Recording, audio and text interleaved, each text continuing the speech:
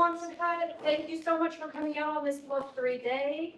My name is Leslie Millar. That is my husband back there, James. This is our place. Yeah. I'm going to let these two introduce themselves, but I did want to say a few things beforehand. One thing, as far as housekeeping, the food and drink are back there. There's a kitchen and bathroom and garbage can, trash can back there if you need it. What else do I need to tell you? The Quonset Hut, we have just celebrated 25 years.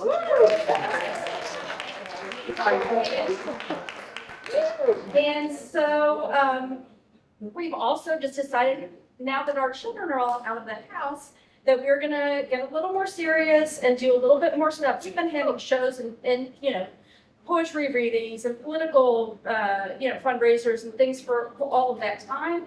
But now we really have a lot more freedom, and so we're able to bring our friends up here a lot more. And that's what it's all about, is being together in this time, especially, right?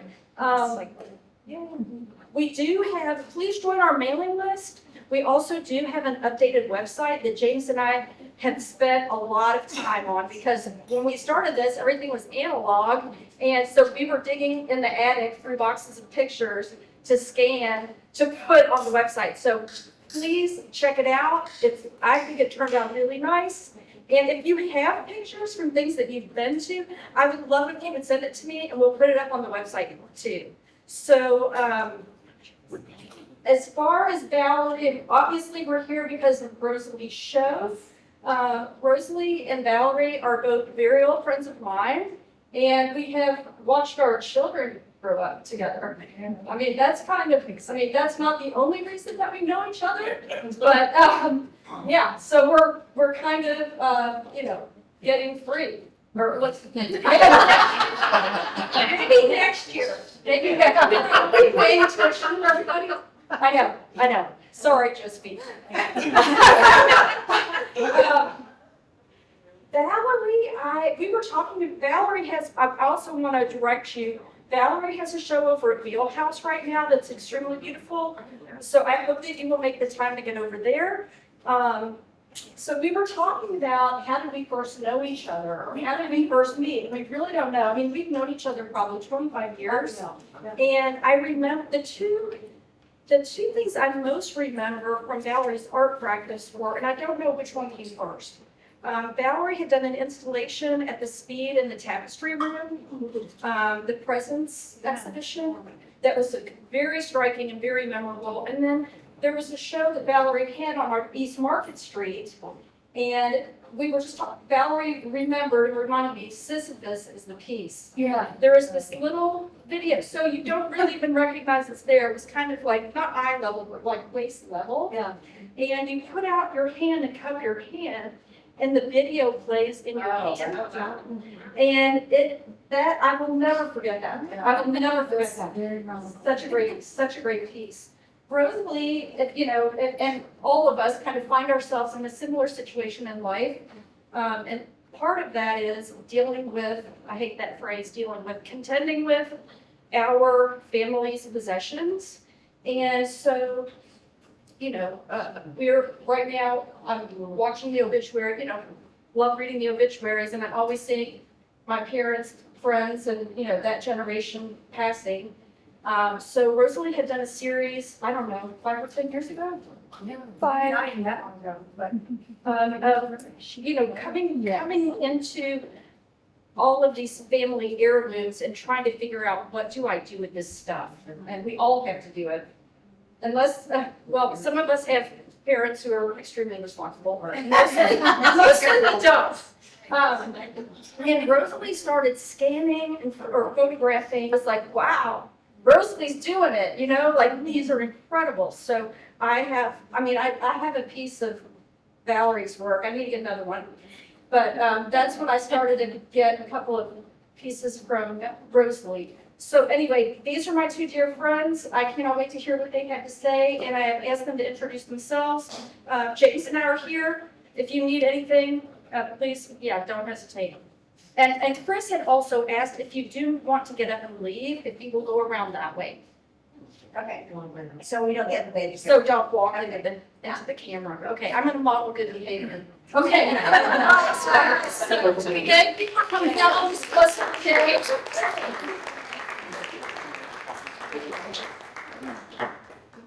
Yes. Thank you. Yes. Oh, you're so welcome. I'm first gonna say just something very quick about myself. I mean, Leslie's already said, thank you for that. But I've also written and published and interviewed people before, and I have published in an anthology by Peg Brand, and I've written for Louisville a couple times. But Rosalie is what I'm thrilled to be here because I love her work. I was in her studio a few weeks ago. And we're supposed to talk about video. I was going to show her video. She's going to help me. But of course, I got to keep my attention on that because I was looking at all these wonderful images. And I just really love what you're doing, Rosalie. You really kind of can reach you, touch us. And Rosalie has a BA in history from Smith College. And she also has an EFA from Louisville. And I really, and I've known Rosalie in different roles for a while. But when I saw the show, it just like hit me something much deeper than anything I've seen in a while. I mean, I love the other pieces too. Rosalie, most people don't know that she's shown all over the United States. She's in a traveling show that has shown at Oceanside Museum of Art. She's in an artist collective, Memory is a Bird, and she's also shown in Chicago recently, and at the Griffin Museum of Photography. And she's shown at KMAC locally, and she's in the collection of 21C Museum also. So we have a treasure of Rosalie here in Louisville, and we're very excited to hear about your work. This show, lovely show, easy listening. I love the title. It's incredible. And but when you look at these images, you think, you really want to say, how did you come to this, to photograph this place in Florida? This place. Well, to kind of set this scene, this is a place that I had been visiting with my family for 30 years. We had gone down there mostly to visit my in-laws and to spend spring break with the kids, get out of the cold weather. And we returned, like I said, to the same place. And you might see from looking at some of the interiors, it's very specific and maybe not what you would expect from a Florida vacation place. And that kind of got my curiosity. But, when you're going to a place for a week, for that discrete period, you're in and you're out, it just was something about this place captured my attention, but was floating in the background until really, like, the kids grew up. We weren't going there routinely in the same capacity. And I had a chance to just be more quiet in the space. I think it was really about the people. And when the people went away, my in-laws who originally bought it passed away, it just changed. And so I looked at it differently. I can see that. Yeah, I mean, well, just to continue on with that, the place was built in the 70s and it still has its same decor. It has a new television and a few electronic improvements, but the kitchen's the same. And I think what's a little peculiar about it is it's got that Florida palette, that you might expect to see, but there's a formality too, like, drapes. You have tailored bedspreads and carpet. I don't associate those things so much with the vacation. So there's like this tension that I saw visually that I wanted to explore. I know that's kind of an interesting thing. So what did you learn from these initial photographs? And where did they take you next? So I learned pretty quickly that I thought this would be an interesting set, like a stage for some story or narrative that I brought into the space that really had nothing to do with the space beyond it being a backdrop. And I was disabused of that idea kind of early on. I just saw that that wasn't going to come together. But what was interesting was how you spend time in a space. That is kind of the idea. That kind of was what interested me. And I saw that the pictures I took were slightly cool and detached. And I noticed that I had some funny angles and there were reflections and I was looking through doorways and it suggested a kind of unease and a distance and I had parts of my body and it, like I read it just kind of clinically as a detachment, like a sort of discomfort in place. So that was the kind of initial feedback I got from analyzing my own pictures. And that's what's interesting is, the body is kind of removed. Yes. Just like on the chair or the. My eye just keeps going to that one. I think I kind of turn that. Oh, yeah, yeah. Exactly. And I always think about this little mattress piece with a little gnarly wheel. And I think about that. It sticks in my memory. I just think about those moments when you're vacationing. What kind of places those are? Can you talk a little bit about that? Yeah. I can't say that I was as aware of them in real time, when I was vacationing there, but when it's cleared out, and those odd moments in the space really stuck out to me. And I mean, when I look back at the project, I think it's useful to have parts of body because it makes it accessible to other people, maybe to think about it as not as specifically my project.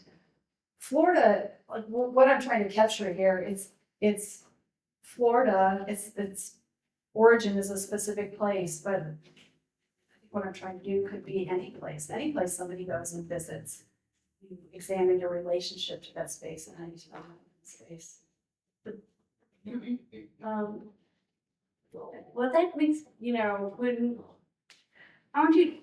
I love that part, but,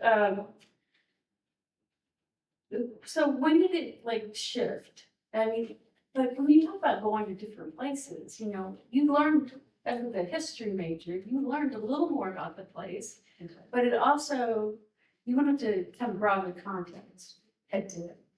And so tell us about that kind of Yeah. journey. Okay, so, it started inside the condominium, and I felt like I had played it out just in terms of photographically. It's not a very big space, and I had taken all the pictures I felt like I could take inside, and it just, my perspective kept shifting outward. So it's in a planned community, so I went from that, just the world got a little bit bigger photographically, and I walked around the perimeter, and there was literally a hedge around the property. And it got me thinking about borderlines and in between spaces. If you go on the other side of the hedge, you see the little gallery between the next gated community. And I think we were talking about how my initial reaction going back there is, wow, it's like really messy back there. It's scruffy. And it's only scruffy because of the perspective you have inside the boundary, which is you're used to manicured spaces and, the lawn crews that come in and make it feel like a vacation space. So really what that is nature reclaiming itself or doing what nature does and looking how it's naturally going to look. And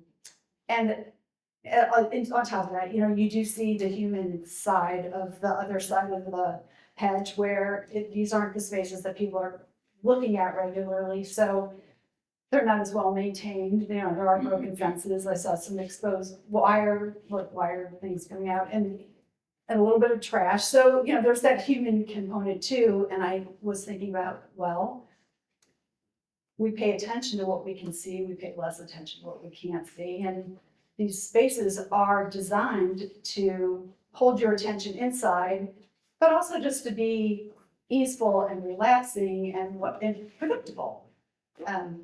So, And that's very much how they left it, right? They bought the condominium, Yeah. everything was already there. And they didn't put the personal mark on that. And we talked about that a little bit because just, why would you do it's that? strange to me at first, honestly, and maybe that's just, it wouldn't have been what I had done. I had a strange appreciation for that, even though that's not what it might have been how I would have handled it, but there's something to be said for not making a project out of everything, to really go and have the idea that you're going to get away and relax and it's going to be carefree, it's going to be a vacation. So Almost away from your personal mark. But yeah, all the things that concern you in your regular life, like there's an escapist component to vacation. And, yeah, I feel like I didn't answer part of your question before, but well, I think I was thinking about how, I love that you were talking about boundaries and how you're kind of living in this really manufactured world that doesn't relate to the landscape or the history of the place at all. yeah. In fact, it's removed away from the actual ocean. I mean, Yeah, that's a very good place. Yeah, it's like between 3 and 4 miles from the ocean. Yeah. And so the scope of the project, I just went out of the community, and then that's when I started bringing in, landscapes from around the area. And the turning point for the project was realizing that I needed outside of the building to bring context into the building and make me see this as a whole project. The artifice and the lines are really what this became. It became important to this project. yeah, and I love how you installed it. I love that you see the grass kind of folded. I mean, it's just so great. There's something, I'm not the first artist to feel this way, but in ruin there is a certain beauty. Like I find like there's a lusciousness and an incredible texture to that, which is destroyed astroturf.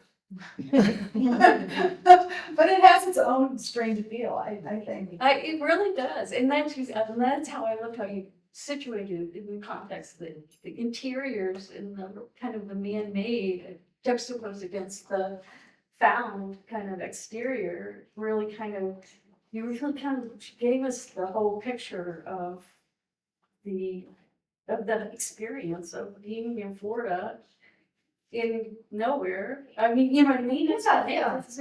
And by its very definition, it doesn't mean to have it anywhere, because no one, do they want that?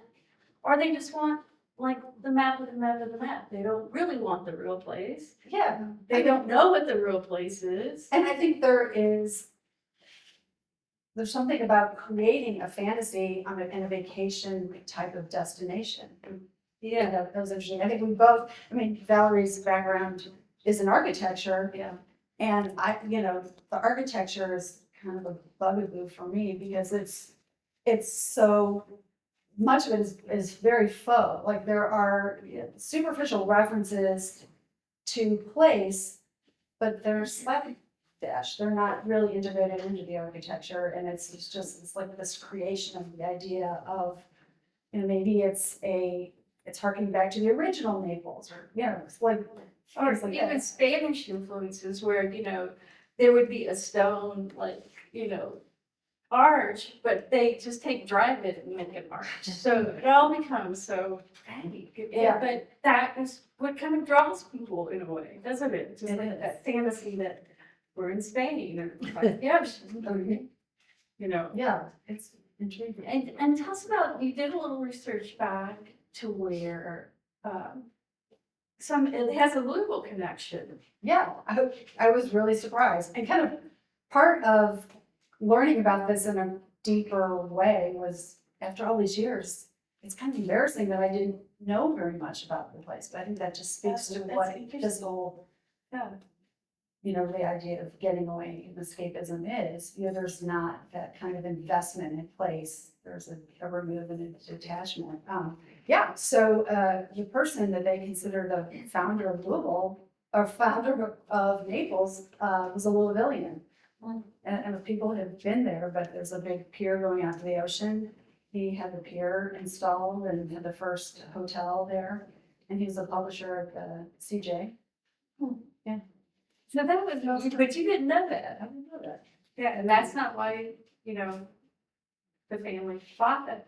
Oh, no, because they were from Boston, so that had Yeah, that had nothing to do with it. Yeah, it was just one of those odd coincidences. Yeah, it's kind of interesting. And then, so we talked about, so if your work, as you kind of look at it, I think you're kind of challenging us to understand landscape and kind of built, which looks very, human made. You see like a kind of real contrast there. Do you have an activist kind of idea about?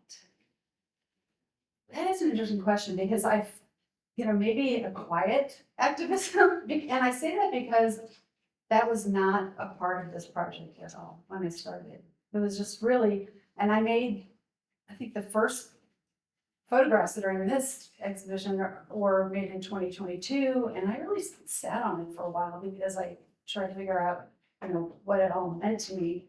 But as it pulled together, that shows up in it, and you can certainly read concern about the environment or maybe overcrowding is part of what was in my mind when I thought of, discrete spaces and the need for them as maybe whether you're aware of it or not, it's just part of the function of vacation is to block out the things that you don't want to see. And so that just got folded in to this project because it, sure. Yeah, it's a fantasy. Yeah. Yeah. And I would say the decision to frame and have some frame and not frame, I found that in the inside, in its no man's land of not really being vacation or specifically a place, kind of stifling. So the framing choice was literally, I'm going to contain this space as I feel contained in this space. And then the backdrop, it's all played against a broader, larger backdrop of community and nature at large. So the scale was important to me as a way of expressing that. And you were talking about it being a private community for bathhouse, tennis club. Yeah. And it's gated. And it has since kind of shifted, Yes. and it's no longer, but it also kind of brought up your ideas of how, tell us a little bit about that, how they, That changed over. yeah, how that changed. I think as spaces evolve, I mean, it seemed like it couldn't support itself any longer in its iteration. Like the population and the demographics had changed over time. So it really morphed. And so it's a gated community with like a perfunctory gate that really doesn't keep anyone in or out anymore. But there are plenty of others, that do, so it's still a phenomenon, as a part of the landscape there. And they kind of keep making it. They keep making like there's explosions. So for example, to answer that and to go back to the activism question, I'm really just exploring what I see because I don't have a science or a climate background, but I can observe that the population has really grown since we first started going there. And I can see how, there was a Ottoman sanctuary not so far, and in the drive out there, it would just be green space once you got, within, miles. And now the last time I was there in the spring, it's almost completely developed all the way out there. So I can speak to what I can see, and I can make some conclusions, based on the fact that it's more crowded, there are more resources that are required, there's less green space. So that's kind of circling back to maybe the undertone of activism you see in that, because that's what I experienced. Yeah, it's like what's there, what made it lively when people want to see it is no longer there. Yeah, that's interesting. Yeah. Yeah, or smaller, it occupies less. The natural world in that part occupies less space. So it's kind of a colonization. Yeah, it's just, shrinking. Of the natural, and no relationship to it either, no direct relationship. It's just kind of a placeless place, right? There's nothing that is other than what? I'm not quite sure. I'm not quite sure about that. Well, It's not, let's just say it's not wetlands, it's not the things that were originally there. That's for sure. and those are gone. Or those are shrunken and contained to a different part of this, again, the smaller part of the state. Yeah. So are you going to continue with this series in Florida or What's going on with it? Yeah, I am very interested in kind of further exploration of the through line between what happened historically and how that impacted the way Florida developed. It looked completely different, at the, probably as late as the early 1800s. And then especially since the 1950s, the trajectory just really accelerated. So it's fascinating. It's fascinating to just research the people that lived there before, just look at maps of the highway system and how telling that is. Well, tell us a little bit about that research, the people who lived there before, and let's talk about ghosts. Okay. Well, what I did learn is that the people that we collectively refer to as Seminole, the Native Americans, most recently that I learned about, and were there, and then in the early 1800s, there's an active campaign to remove them from Florida. So, the people that came in to develop Florida were outsiders, and they probably either saw opportunity, they enjoyed the climate. There are all kinds of factors, but the bottom line is it wasn't theirs originally. And so what did they drive them to do? I mean, I think we should talk about that's how they protected themselves. Oh, okay. Yeah, I feel like it's interesting to know how the land that you're using was used previously. And so this last trip just visited libraries and museums and did some driving more into the internal part of the state. And yeah, people actually had to hide. The Seminole People, yeah, and the Native people had. yeah, because Andrew Jackson specifically really brought the U.S. troops in to hunt people down in the Everglades. And, I'm not, an expert of history in this area, I just want to disclose that. But what I did learn is it's a very difficult place for people who are not used to living there. Just the descriptions I've read of the mosquitoes, of just the sawgrass, it was not easy to go around there, and it's not natural for people to know how to find the direction in wetlands, like the markers that you or I might be accustomed to navigating with are not there. It just takes a different set of eyes and experience to know a way around. So I got the impression from reading accounts of that time that the people that had to do some of the work of, hunting people down in the Everglades, what we now call the Everglades, just saw the futility of it, just based on their own experience there. So it was really heartless and unnecessary. But the landscape itself protected them, right? Yeah, because they knew how to live there. And they hid. Yeah, and tree roots, and they just used the natural environment, the resources that, they were living in harmony and in a relationship to survive and thrive there. I mean, there's plenty of food and Yeah. the fish, fishing is great. And that was one of the original reasons that people went down to Florida was the hunting was superb, fishing was superb. And that was part of the attraction of tourism. And I know, from reading about the Louisville connection, those folks went down to enjoy the sun and to hunt and fish, and it was a big attraction. So And so, do they still do that? I don't know. I know, people fish for sure, but I'm not sure that wildlife is in the abundance it was, 200 years ago.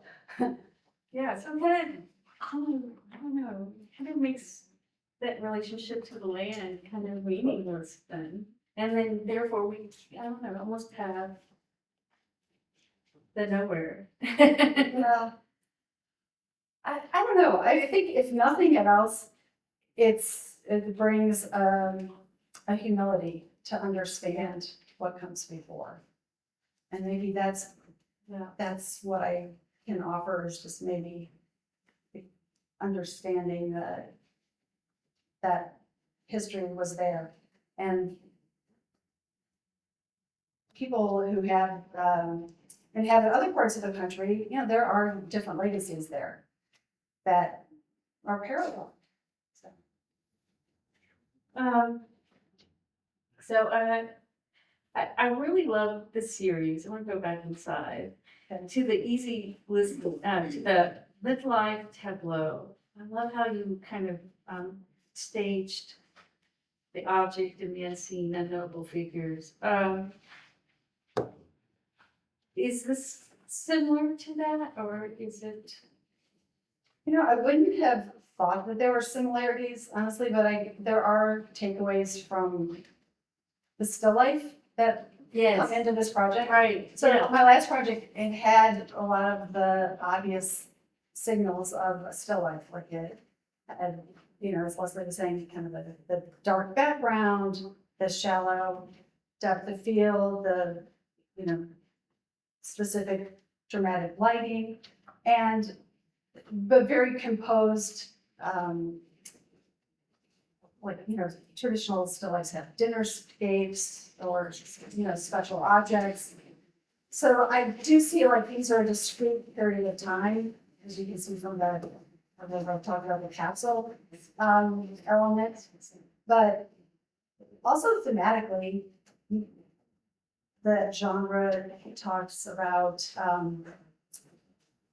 the passing of time, and I feel like I try to bring that into it, especially when you juxtapose with the landscape. And we're talking about Pumpkin, we have these little moments where, with the shopping cart, there's an aspect of decay and ruin that is sort of that calling card, that warning that this is all fragile, temporary, and passing.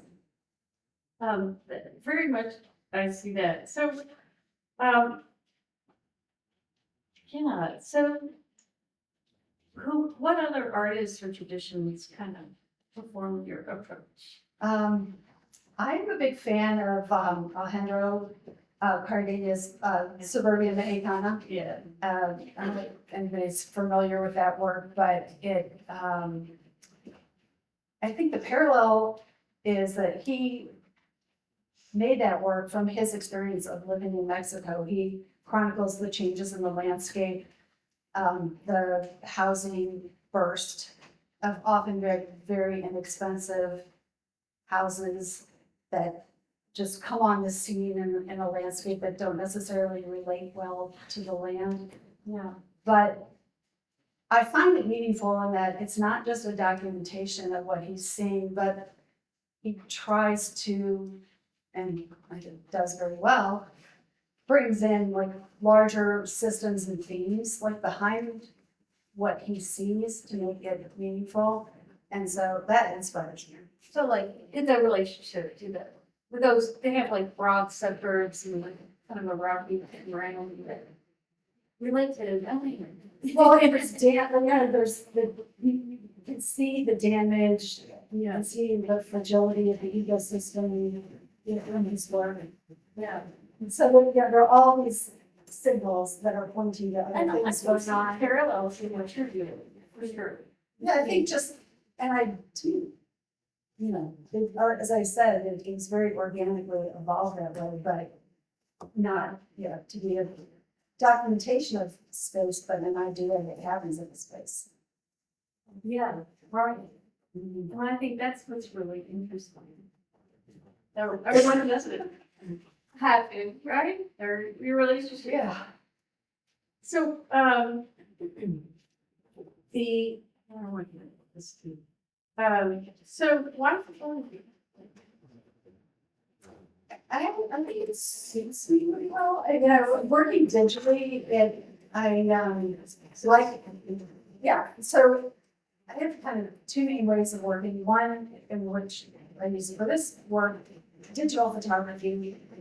I can make the work, I can see it, in real time or close to, and I can come back and rephotograph and make adjustments, which I learned a lot.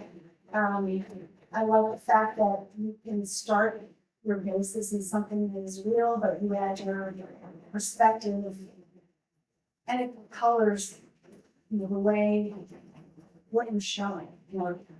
So you get the feeling that I had in this space, as I was saying, just the way I shot it.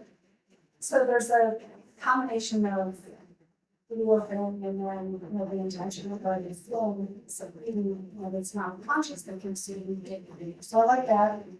I also like the portability of it. I like to draw with my camera that I can that outside. So it's that nice combination. So you don't always know why like you said, it was made 2 years shot. Yeah, some of these 3 years ago, and you don't know why you do it. Yeah, as the starting feelings, and then the more you look at it, the more you can see, it bubbles up. Yeah.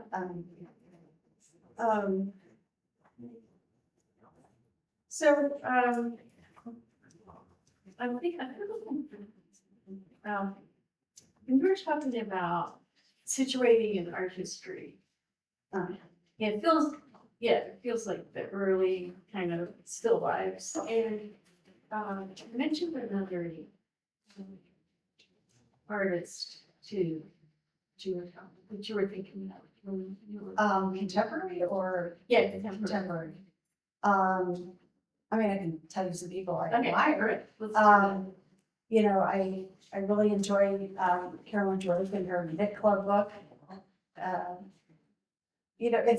It starts in a place and an idea and relationships, and then it takes on a little bit of a surreal element. I think for this, like, I'm trying to think of what other. Tell me to the right time. You and I were talking about something. Oh, that's just like if you were asking me who's one of my favorite Right, artists in yeah. general, it would probably not be a photographer. It would be Louise Bourgeois. I think she's amazing. I can see that. Yeah. I mean, and like, yeah. I like how she works in different disciplines. There's sculpture, there's painting, but probably hands down, I feel the most when I see her artwork. I really enjoy like the gender aspects of. I can imagine what in her era when she was a young woman, she had a family, she was just producing so much work, so much meaningful work. I frequent the St. Louis Art Museum because that's where I'm from, and they have a beautiful sculpture of hers that sometimes is in the main atrium. And you identify so strongly with a piece of stone. I mean, it's something that is so hard to pull off. Which one? There was from her cell project, where it almost looks like a cage, and there are round stones inside and some mirrors, and it just like you enter that psychological space. It's fascinating. It's just. Well, I think it's kind of in the details too, like when she, her spider pieces, the point that comes down, you know what that's kind of about. And I think you've kind of captured those in these details here too, like you said.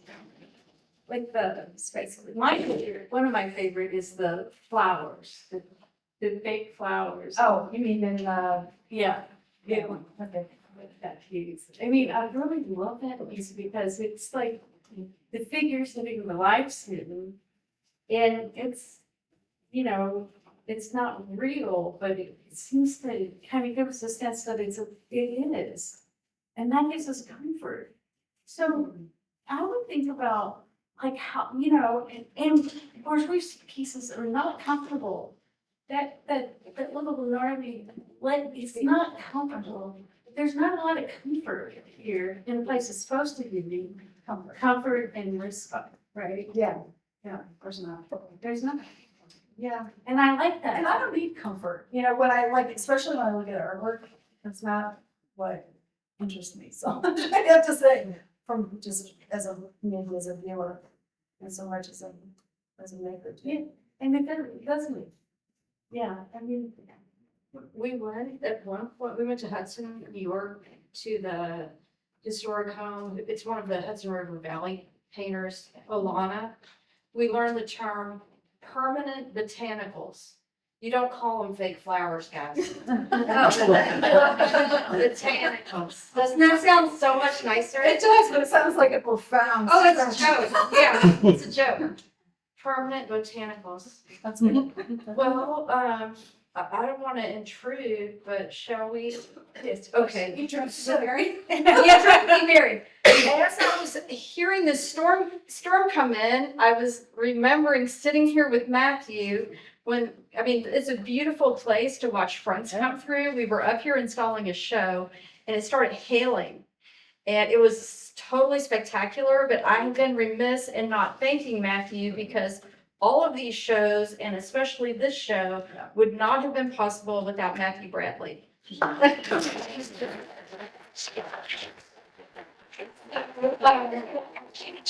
Thank you very much, Valerie and Rosalie. I don't know if y'all would like to entertain a couple of questions. And please, if we need to shelter in place. Also, I do have to say, I've been watching the tower, you guys. Sharon, Sean. There's the Art FM tower right there, you guys. Yeah. So I don't know if you all want to throw a couple of curveballs at them. Let's get them on their toes. Come on. What do you got? I'm curious about the human figures. Is that you? Is that another subject? It's me. Okay. They're Yeah. self-portraits. Okay, I thought Self-portraits you mentioned that, but I wasn't sure. It doesn't familiar look like. So, I think you should go there. yeah. What's fascinating.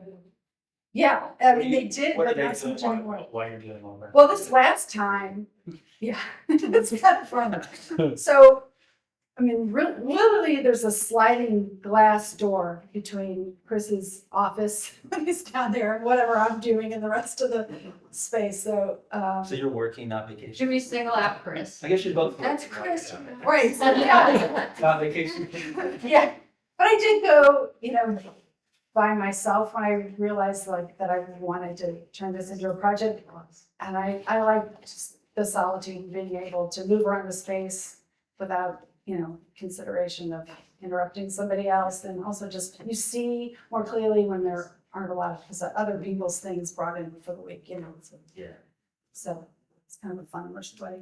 Yeah, so I'm probably using the wrong language to talk about photography, but I see in these, I think you've spoken to this a little bit, elements of both narrative, but also portraiture, I guess. Do you feel like there's a particular story or stories you want to suggest in the whole of it? Or in any one piece? Yeah, I'm not so sure that I'd say story per se, like in terms of, Right, Yeah, right, in terms of middle here's where I road. am, this is what Yeah, happened. yeah. But a theme, a story of alienation, a Yeah. story of loss, a story of decay. I think separation and then also just reflection, you know. If I look really literally at some of the surfaces, that's what I'm doing down there. I'm in like deep attention mode and consideration of space. But you know, if you look at the luggage, for example, in that one photograph, it does have sort of an implied narrative, like you're coming and you're going. So there are fragments, there are threads. Then I think that build that arc of we're in a space temporarily and we're examining it. As I looked at your show, I was thinking also there's another show across the river at Kleinhelter, Joe Wallach's photography, Leftover Gravy, I think is the name. And it's about memory and ruin. And I see that same element in your work. And I thought it was very interesting that this sort of, I don't know, maybe it's the time we're living in or something, but yeah. Yeah. The memory part, what was there in the past or. I feel like memory is kind of a thing that's embedded in most things I do. Yeah. Yeah. Beautiful. I'd just like to comment when you mentioned Carolyn Drake, Paul and I both. I saw you kind of laugh. I was like, Yeah, we went to a talk at the Henri Cartier-Bresson Foundation in looking at her most recent work, which is an effort to turn a female gaze on the men of the same town, but she did the knit club. And I just want to say that your work does not make me feel alienated, and much of hers does. Your work makes me feel, particularly with the red suitcase, I have that suitcase, or one very much like it. And I saw myself going, oh, I can see myself going to this place. And I thought your commentary on the wall over there, unlike so many statements, made a window into what you were doing in a very clear way, and really compliment you on that. There's some courses on how to write like that. Thanks. So you got something up on Carolyn Drake, please. Yes. So when you were there, I know a lot of the old people that old neighbors we were used to have left.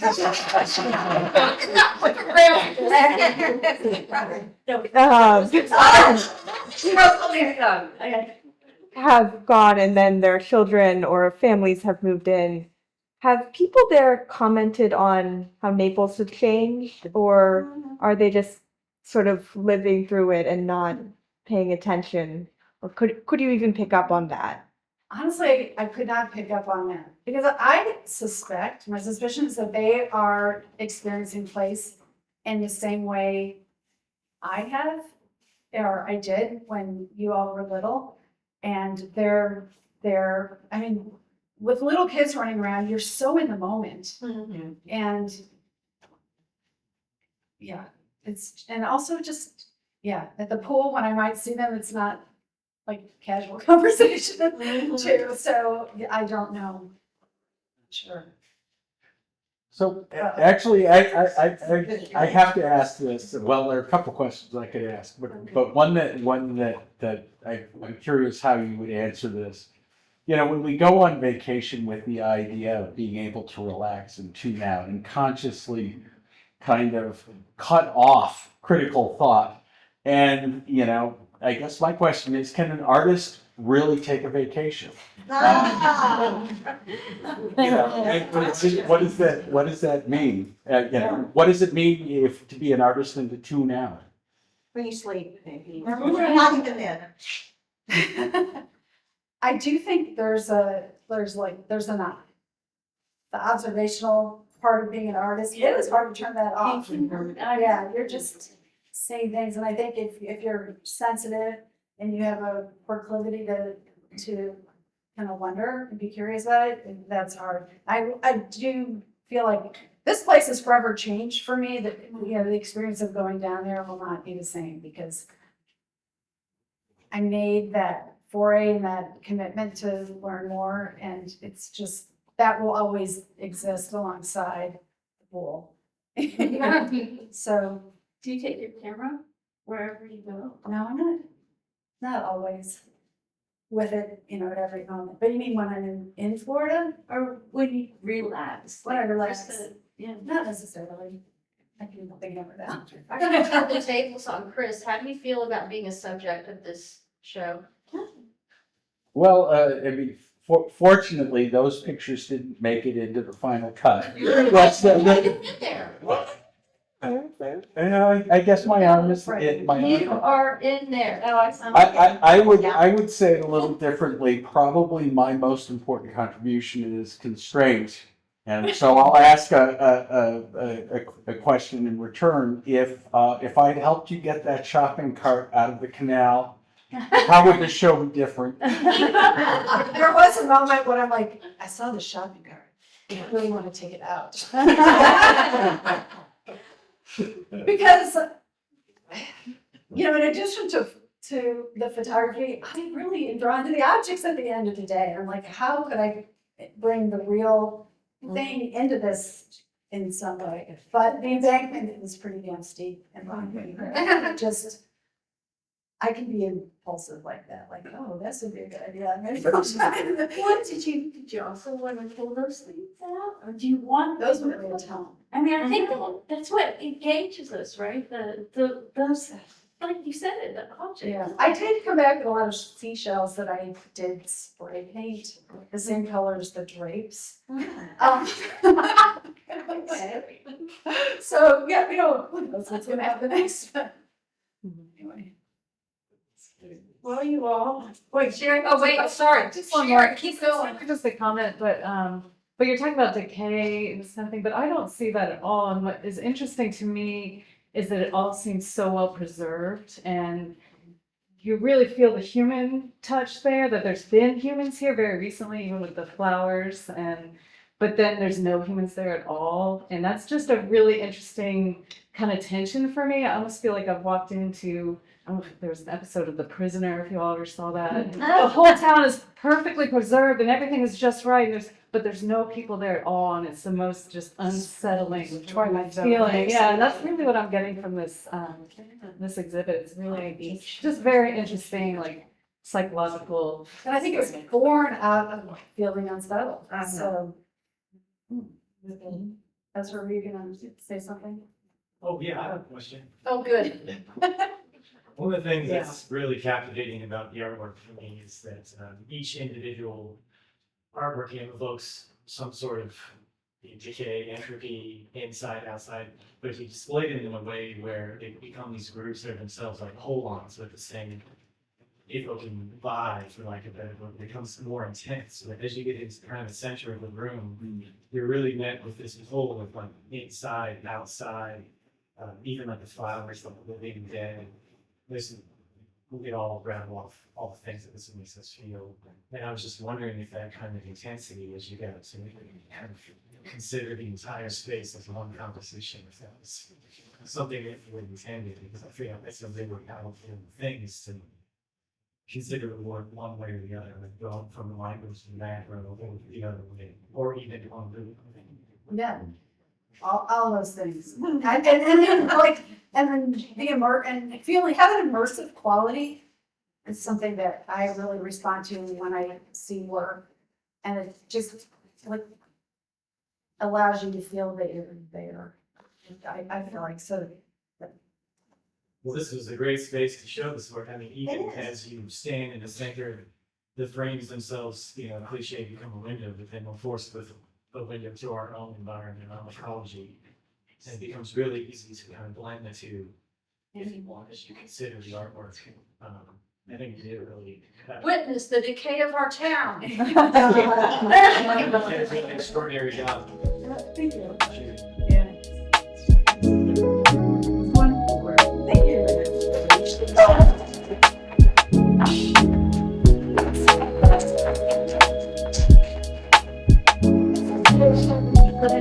Thank you, Valerie. Thank you, Rosalie. Thank all of you. Please have some